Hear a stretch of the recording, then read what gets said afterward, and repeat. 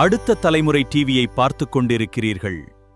கோவை பீளமேட்டில் உலக யோகா தினத்தை முன்னிட்டு சுப்ரா யோகா கல்வி நிறுவனங்கள் மற்றும் புனர்ஜீவன் ஆயுர்வேத நிலையம் சார்பில் புத்தக வெளியீடு, சாதனையாளர்களுக்கு விருது வழங்கல், யோகா பயிற்சி முடித்தவர்களுக்கு பட்டமளிப்பு ஆகிய முப்பெரும் விழா நடைபெற்றது.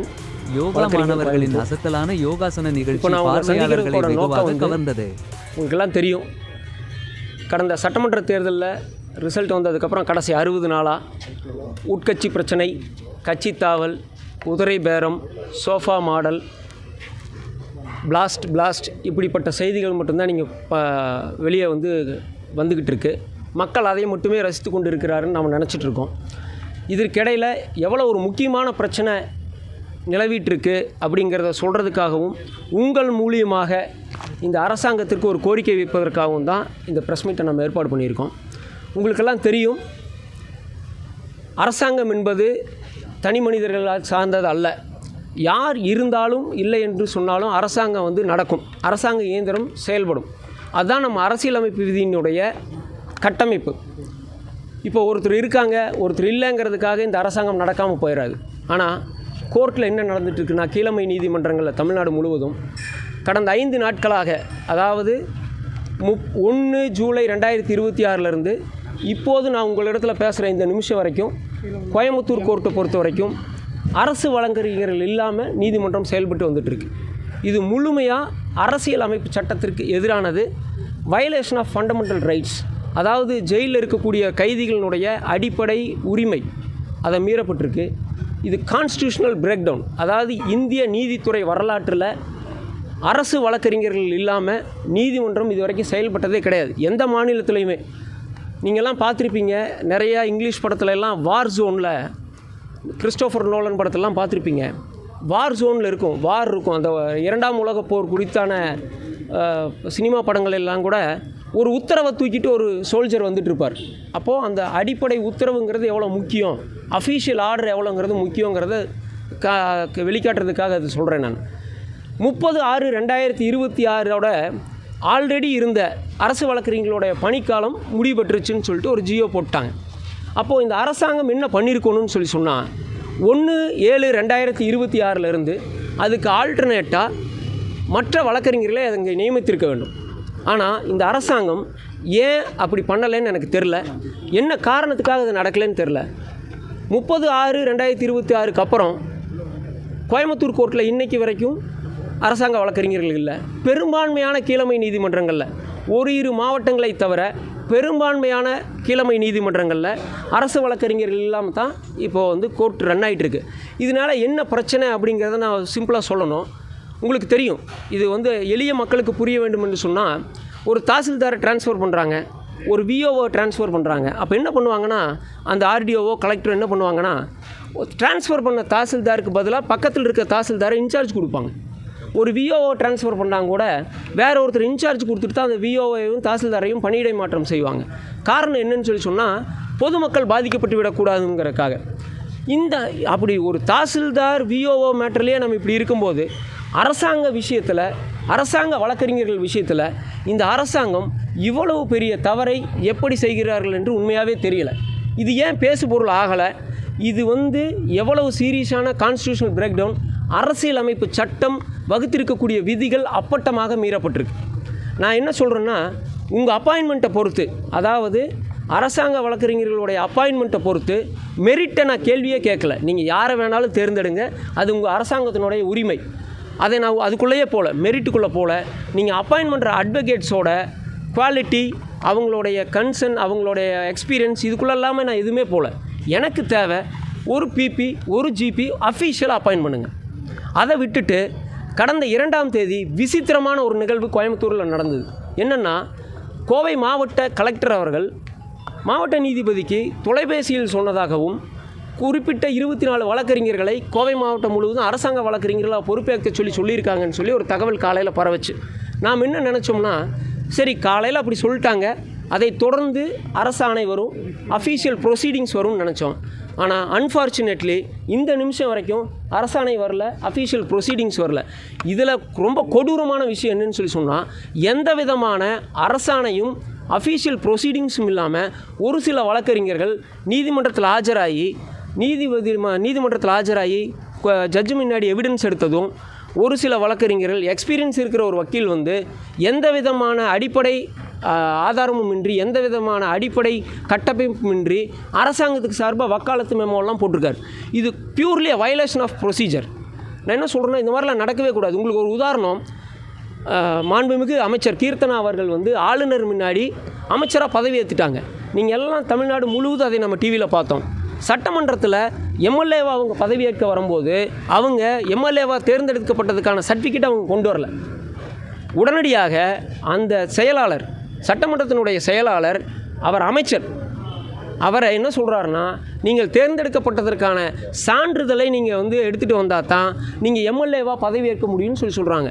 சட்டமன்ற நிகழ்வுலையே இப்படி இருக்கும்போது அரசாங்கம் சார்பாக நியமிக்கக்கூடிய வக்கீல்களை ஒரு அஃபீஷியல் கெசட் நோட்டிஃபிகேஷன் இல்லாமல், ப்ரொசீடிங்ஸ் இல்லாமல் எப்படி இவர்கள் பதவியேற்க சொல்லி அறிவுறுத்தினார்கள்னு எனக்கு தெரில. பதவியேற்கக்கூடிய வக்கீல்களுக்கு தெரியாமல் இருக்கலாம். மாவட்ட நிர்வாகம் எப்படி இதை அறிவுறுத்தியது அப்படிங்கிறது ஒரு சீரியஸ் கன்சர்ன். இதை வந்து நம்ம சாதாரணமாக இது வந்து கடந்து போயிட முடியாது. இது வந்து ஒரு வில்லேஜ் ஆஃபீஸர் இல்லை, ஒரு தாசில்தார் இல்லைங்கிற மாதிரிலாம் இதை நம்ம கடந்து போயிட முடியாது. பிபி கவர்மெண்ட் கோர்ட்டில் வந்து பிபி இருந்தே ஆகணும். அப்போ தான் ஜெயிலில் இருக்கவங்க பிணை போடையில் அவங்களுக்கு பதில் சொல்கிற இடத்துல அந்த பிபி இருந்து ரெப்ரசன்டேஷன் பண்ணால் தான் அவங்களுக்கு பெயில் கிடைக்கும். உச்சநீதிமன்றம் பல வழக்குகளில் தெளிவாக சொல்லியிருக்கு. என்ன சொல்லியிருக்கு? அடிப்படை காரணமின்றி, எந்தவித முகாந்திரமின்றி ஒரு நாள் கூட ஜெயிலில் ஒருத்தன் வந்து இருக்கக்கூடாதுன்னு சொல்லியிருக்கு. அரசு வழக்கறிஞர் இல்லாத காரணத்தினால 5 நாளாக ஒருத்தர் பிரிசனர் வந்து ஜெயிலில் இருக்காருன்னு சொன்னால் அது அவருடைய அடிப்படை உரிமையை பறிக்கக்கூடிய செயலாகும். இது வந்து அப்பட்டமான அரசியலமைப்பு சட்டத்தினுடைய மீறல். அதே மாதிரி சிவில் வழக்குகளில் கவர்மெண்ட் ப்ளீடர்னு சொல்லக்கூடிய ஜிபி இல்லாதனால ரிட்டர்ன் ஸ்டேட்மெண்ட் போட முடியாது, நோட்டீஸ் கொடுக்க முடியாது, ஃபர்னிஷ் காப்பீஸ் பண்ண முடியாது, காஸ்ட் கொடுக்க முடியாது. இதெல்லாம் நம்ம இதனால் ஏற்படக்கூடிய இழப்புகளை எப்படி வழக்காடிகள் சந்திக்க போகிறாங்க, இதெல்லாம் நம்ம மனசில் வச்சுக்கணும்.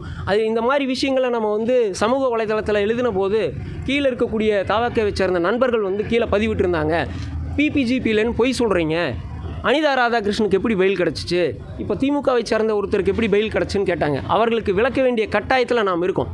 ஏன்னா தெரியாதுங்கிறது அவங்களுடைய தன்மை.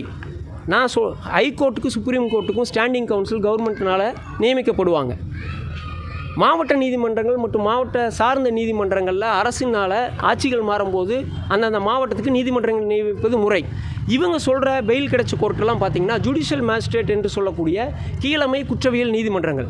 அங்கெல்லாம் டிஎன்பிஎஸ்சியில் எக்ஸாம் எழுதி அதில் பாஸ் பண்ணி இருக்கக்கூடிய பிபிஸ் அங்கே இருப்பாங்க. அந்த கோர்ட்டை பற்றி நம்ம இப்போ பேசலை. மாவட்ட நீதிமன்றங்கள், அதை சார்ந்து இருக்கக்கூடிய சார்பு நீதிமன்றங்களில் இவ்வளவு பெரிய விதிமீறல் மற்றும் ஒரு வெற்றிடம் ஏற்பட்டிருக்கு. அரசாங்க இயந்திரத்தில் சுதந்திர இந்தியாவுக்கு பின்னாடி இல்லை, சுதந்திர இந்தியாவுக்கு முன்பும் உலக அளவில் எங்கேயுமே ஒரு அரசாங்க இயந்திரம் இப்படி ஸ்தம்பித்தது கிடையாது. இது வச்சு சீரியஸ் அலிகேஷன். தற்போதைய அரசுடைய அறியாமையா இல்லை இது அரசியல் தலையீடு இருக்கு அந்த பிரச்சனை? இல்லை, இதில் அறியாமைன்னே நான் சொல்ல முடியாது. இது வந்து கண்டிப்பாக துறை அதிகாரிகளுக்கு தெரிந்திருக்க வேண்டும். செக்ரட்டரிஸ் டு த கவர்மெண்ட் கண்டிப்பாக தெரிஞ்சிருக்கணும், சார்ந்த அமைச்சர்களுக்கு தெரிஞ்சிருக்கணும், குறிப்பாக முதலமைச்சருக்கு இது தெரிஞ்சிருக்கணும். என்னென்னா ஒரு கவர்மெண்ட் அட்வொகேட் அப்பாயின்ட் பண்ணாமல் எப்படி கோர்ட் ரன் ஆகும் 5 நாள்? சக்கரம் இல்லாமல் ஒரு வண்டி ஓட முடியுமா? நீதித்துறை வந்து அரசாங்கத்தினுடைய ஒரு தூண். அந்த தூணுக்கு உங்களால் ஒரு அரசாங்க வழக்கறிஞர்களை நியமிக்க முடியலன்னா அதை விட மிகப்பெரிய வேலை என்ன இருக்குது? இது வந்து அறியாமைன்னுலாம் சொல்ல முடியாது. தெரிந்தே செய்கிறார்களோ அப்படிங்கிற ஒரு ஐயப்பாடு இருக்குது. அரசியல் இருக்கான்னு கேட்டிங்கன்னா எல்லா இடத்துலையும் அரசியல் இருக்கும், எல்லா இடத்துலையும் அரசியல் இருக்கும். நான் அதுக்குள்ளேயே போகல. நான் தான் சொன்னேன், நான் பேசும்போது தெளிவாக சொன்னேன், செலெக்ஷன் ஆஃப் ப்ராசஸ் மெரிட்டுக்குள்ளேயே நான் போகல. நீங்கள் யாரை வேணாலும் போடுங்க, அது உங்கள் உரிமை. அது வந்து சரியாக தவறான்னு சொல்லி நாளைக்கு உயர்நீதிமன்றமோ உச்சநீதிமன்றமோ கேள்வி கேட்டால் அதுக்கு பதில் சொல்ல வேண்டிய கடமை இடத்துல இருக்கிறது அந்த அரசு. அதை குறித்து நான் கேட்கலை. நான் கேட்குறது ஒரு அப்பாயின்மெண்ட்டை ஏன் உங்களால் போட முடியல? 30ஆம் தேதி ஆல்ரெடி இருந்த வழக்கறிஞர்கள் நீங்கள் விடுவிக்கிறீங்கன்னு சொல்லி சொன்னீங்கன்னா அது 27ஆம் தேதியே கம்யூனிகேஷன் பண்ணிட்டாங்க எல்லா டிஸ்ட்ரிக்ட் கலெக்டருக்கும். 27ஆம் தேதியே துறை செயலாளர் வந்து டிஸ்ட்ரிக்ட் கலெக்டருக்கு 30ஆம் தேதியிலேருந்து ஏற்கனவே இருக்கக்கூடிய கவர்மெண்ட் அட்வொகேட்ஸை நம்ம இப்போ அவங்களோட பதவி காலத்தை எக்ஸ்டெண்ட் பண்ணுறது இல்லைன்னு சொல்லிட்டாங்க. அப்போது நீங்கள் ரெடியாக இருந்திருக்கணும்ல. 1ஆம் தேதி புது லிஸ்ட்டு உங்களால் விட முடியும்னு சொல்லியிருந்தா தான் 30ஆம் தேதியோடு அவங்கள வந்து பணி நியமனத்துலேருந்து விடுவிச்சிருக்கணும். நீங்கள் பணி நியமனத்துலேருந்து விடுவிச்சுட்டு நீங்கள் இது வரைக்கும் யாரையும் அப்பாயின்ட் பண்ணலைன்னு சொல்லி சொன்னால் அது எந்த விதத்தில் நம்ம மன்னிக்கிறது, எந்த விதத்தில் ஏற்றுக்கிறது? இல்லை, அதுதான் நடைமுறை. அதாவது கம்ப்ளீட் பிரீச் ஆஃப் ப்ரொசீஜர் நான் சொல்கிறேன். முழுமையான தவறு இது. அரசாங்கம், இந்த மாவட்ட கலெக்டர் ஃபோனில் கூப்பிட்டு பதவி ஏறுங்கன்னு சொல்லியிருந்தாருன்னா அவர் அந்த பதவியில் நீடிப்பதற்கு தகுதி இல்லாத நபர்னு சொல்லுவேன். நான் அவர் கூட எலெக்ஷனில் ஒர்க் பண்ணியிருக்கோம். அவ்வளோ நைஸ் ஜென்டில்மேன், அவ்வளோ எஜுகேட்டட் ஐஏஎஸ் ஆஃபீஸர் அவர். அவ்வளவு எல்லா விஷயத்தையும் கவனமாக டீல் பண்ணக்கூடிய கோவை மாவட்ட கலெக்டர் யாருடைய அழுத்தத்தின் காரணமாக தொலைபேசியிலே அழைத்து நீங்கள் எல்லாம் போய் பதவியேற்றுக் கொள்ளுங்கள் என்று சொன்னாருங்கிறது உள்ளபடி எனக்கு அதிர்ச்சியாகவும் அதிசயமாகவும் இருக்குது. நீதிமன்றத்தில் தாவேக்காவுடைய வழக்கறிஞர்களுடைய அதிகாரம் தலையீடு அதிகமாக இருக்கா? இல்லை சார், நான் என்ன சொல்கிறேன்னா, தாவேக்காவுடைய வழக்கறிஞர்களுடைய ஈடுபாடு அப்படின்னா அவங்க அதுக்கு தான் கட்சியில் இருக்காங்க. அவங்களுக்கு பதவி கொடுத்தா அவங்க அதை பண்ணட்டும்னு நான் சொல்கிறேன். I am welcoming. நான் என்ன சொல்கிறேன், நான் இப்போ உங்கள் முன்னாடி மைக்கில் நிற்கிறதுக்கு காரணமே தாவேக்காவை சேர்ந்த நியமனம் செய்யப்பட்டதாக சொல்லப்படக்கூடிய வழக்கறிஞர்களுக்கு அரசாணை கொடுங்க, அவங்க கடமை செய்யட்டும்னு கேட்குறேன். நான் அவங்கள ஏன் நியமிக்கிறீங்கன்னு நான் கேட்கல. தாவேக்காவை சேர்ந்த வழக்கறிஞர்களை ஏன் நியமிக்கிறீங்கன்னு நான் கேட்கல. நீங்கள் நியமிக்க போகிறதா சொன்ன ஒரு லிஸ்ட்டு வந்துச்சு இல்லையா வெள்ளை பேப்பரில், அவங்களுக்கு ஒரு அஃபீஷியல் ஆர்டர் கொடுங்க, அவங்க கடமையை செய்யட்டும். அந்த கடமையை செஞ்சதுக்கப்புறம் அவங்க சரியாக செய்கிறாங்களா தவறாக செய்கிறாங்களா நம்ம அதுக்கப்புறம் பார்ப்போம். இப்போ அன்அஃபீஷியலாக அவங்க வந்து பிபியாக இருக்கிறனால நீங்கள் எதிர்த்து எதாவது போட்டு இல்லை அன்அஃபீஷியலாக அவங்க 2ஆம் தேதி சார்ஜ் எடுத்தாங்க. அது நம்ம காலையில் வந்து நம்ம என்ன நினச்சிட்டோம்னா, எப்பவுமே காலையில் எடுத்திருப்பாங்க, நல்ல நேரத்தில் எடுத்திருப்பாங்க, ஜியோ வந்துரும்னு நினச்சோம் காலையில். ஆனால் சாயந்தரம் வரைக்கும் ஜியோ வரல. அப்போவே அன்றைக்கி சாயந்தரமே மாவட்ட நீதிமன்றத்தில் இடத்துல வந்து நம்ம முறையிட்டோம். அந்த கோர்ட் ஆஃபீஸர் தான் இருந்தாங்க அன்றைக்கி, வந்து புதிய மாவட்ட நீதிபதி வந்திருந்தாங்க. அவங்க பாவம் இன்றைக்கி தான் வர்றாங்க, அவங்க 2ஆம் தேதி தான் வர்றாங்க. அப்போ நம்ம கோர்ட்டில் வந்து கோர்ட் ஆஃபீஸர்கிட்ட நம்ம ரெப்ரசன்டேஷன் கொடுத்துருந்தோம். அவங்க சொன்னாங்க இன்றைக்கி வரைக்கும் எனக்கு வரல சார்னு சொன்னாங்க. நான் சொன்னேன், இனிமேல் மாவட்ட நீதிமன்றத்திற்கு உங்கள் வாயிலாகவும் நீதித்துறைக்கு என்னுடைய வேண்டுகோள் என்னென்னா, இனி அந்த அரசாணை பெறப்பட்டால் எந்த தேதியில் பெறப்பட்டது, எந்த நேரத்தில் பெறப்பட்டதுன்னு குறிப்பிடுக்கணும்னு சொல்லியிருக்கோம். ஏன்னா இது வரக்கூடிய சட்டமன்ற தொடரில் இந்த ப்ரெஸ் மீட்டின் வாயிலாக எதிர்க்கட்சி தலைவருக்கும் அனைத்து இந்திய அண்ணா திராவிட முன்னேற்ற கழகத்தினுடைய பொதுச் செயலாளரும் சட்டமன்ற தலைவருமான எடப்பாடி அவர்களுக்கும் நான் ஒரு கோரிக்கை வைக்கிறோம். இந்த பிரச்சனையை வரக்கூடிய சட்டமன்ற கூட்டத்தொடரில் அரசாங்க இயந்திரம் எப்படி பழுதுபட்டிருக்கு, எப்படி கான்ஸ்டியூஷனல் பிரீச் ஆகிருக்கு அப்படிங்கிறத பதிவு பண்ணணும். அப்படிங்கிறத நம்ம நோக்கமே தவிர போடக்கூடிய வக்கீல்களை குறித்து நம்ம குறையே சொல்லலை. அவங்கள நம்ம வரவேற்கிறோம், இளைஞர்களை வரவேற்கிறோம். அவங்க பணி செஞ்சாங்கன்னா பாராட்டுறதுக்கு தயாராக இருக்கிறோம். இது சம்பந்தம் ஏதாவது வழக்கு ஏதாவது இல்லை, இன்றைக்கி காலையில் இப்படியே விட்டுட்டு இருக்க முடியாது. இன்றைக்கி மாவட்ட நீதிபதியை சந்தித்து உடனடியாக நீங்கள் இதை உயர்நீதிமன்றத்திற்கும் மாவட்ட நிர்வாகத்துக்கும் தெரியப்படுத்தணும். ஆல்டர்னேட் அரேஞ்ச்மெண்ட்ஸ், இப்போ பார்த்தீங்கன்னா சிஜிஎம் கோர்ட்டில் பிபி இருப்பாங்க, சிபிஐ கோர்ட்டில் பிபி இருப்பாங்க, போக்சோ கோர்ட்டில் இருப்பாங்க. இந்த மாதிரி இருக்கக்கூடிய பிபிகளையாவது இன்சார்ஜ் போடுங்க. இன்சார்ஜ் போட்டு பெயில் பெட்டிஷன்ஸை டிஸ்போஸ் பண்ணுங்கள். இப்போ டைரி என்ன வந்துட்டு இருக்குன்னா, no representation on respondent side, அதாவது அரசாங்க தரப்பில் யாரும் ஆஜராகவில்லைன்னு சொல்லி பிணை வழக்குகள் தேதி போடப்பட்டு இருக்கு. அப்போ அதை தவிர்க்கிறதுக்காகவும் உள்ள ஜெயிலில் இருக்கவங்களுடைய அடிப்படை உரிமையை, ஏன்னா ஒருத்தர் ஜெயிலுக்கு போயிட்டதுனாலே அவன் குற்றவாளின்னு முடிவு பண்ணிட முடியாது. ஆஃப்டர் ட்ரையல் தான் கோர்ட்டு தான் சொல்லணும் அவன் குற்றவாளியாக இல்லைன்னு. குற்றம் நிரூபிக்கப்படும் வரை அவன் வந்து ஒரு குடிமகன். அவனுடைய அடிப்படை உரிமைகளை பறிக்காதீங்கன்னு சொல்லி நான் இன்றைக்கி வந்து பறிக்கிற மாதிரி இருக்குது. உடனடியாக இதுக்கு எதாவது ஆல்டர்னேட் அரேஞ்ச்மெண்ட் பண்ணுங்கள். உயர்நீதிமன்றத்துக்கு மாவட்ட நீதிமன்றம் வாயிலாக இதை தெரியப்படுத்துங்க. டிஸ்ட்ரிக்ட் அட்மினிஸ்ட்ரேஷனுக்கு இதை தெரியப்படுத்தி ஆல்டர்னேட் அரேஞ்ச்மெண்ட்ஸ் பண்ணுங்க அப்படின்னு சொல்லி நான் இன்றைக்கி காலையில் ஒரு மனு கொடுத்துருக்கேன். மேடமும் நல்லா ரிசீவ் பண்ணாங்க. அதற்கான நடவடிக்கை எடுக்கிறதா சொல்லியிருக்காங்க. நீங்கள் பெயிலாம் குறைஞ்சது ஒரு நாளைக்கு கோயம்புத்தூர் மாவட்டத்தை பொறுத்த வரைக்கும் மாவட்ட நீதிமன்றத்தில் குறைஞ்சது 50லேருந்து 60 பிணை வழக்குகள் வரும். அப்போ 5 நாளைக்கு பார்த்தீங்கன்னா 300-400 வழக்குகள் பிணை வழக்குகள் மட்டும் தேங்கியிருக்கு. அதுபோக சிவில் வழக்குகளில் எண்ணிலடங்கா வழக்குகள் தேங்கியிருக்கு.